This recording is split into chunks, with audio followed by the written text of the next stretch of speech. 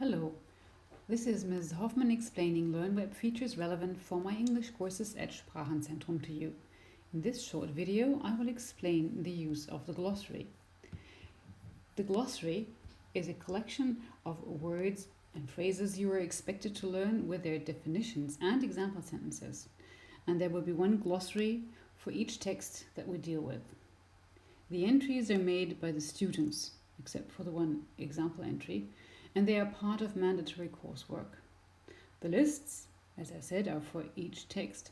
They are based on the texts we deal with in our course to customize our vocabulary work.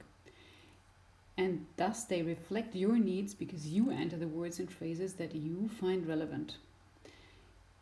Let's give an example how this is supposed to work. This is one of the texts that I will do in the Humanities and Social Sciences course. In this case, it's a PDF.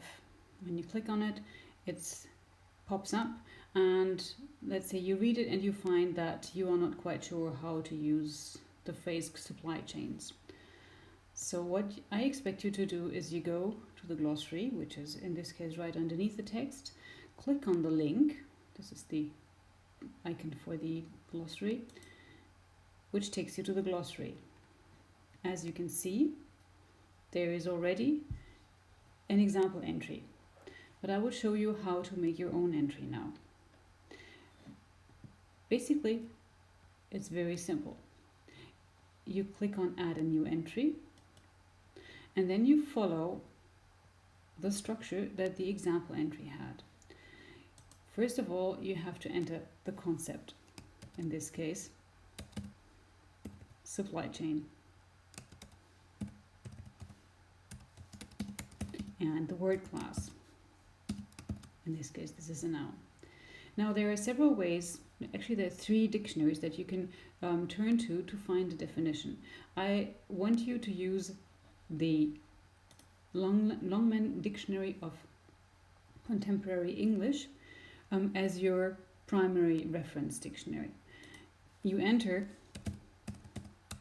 supply chain, and the dictionary takes you to the entry. In this case, it's a sub-entry in the entry distribution chain. What you then do is you copy the explanation and the example sentence by right-click, whichever way. Click back to the definition part of our entry on Learnweb, paste, and then you can format your entry. So here we have distribution chain, chain of distribution supply chain, that is the paraphrase, then the explanation, and then the example sentence.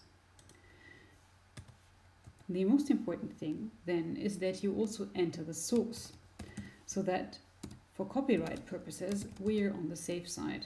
So that means you go back to the entry in the dictionary, copy the link, go back to the definition and paste the link into your definition part.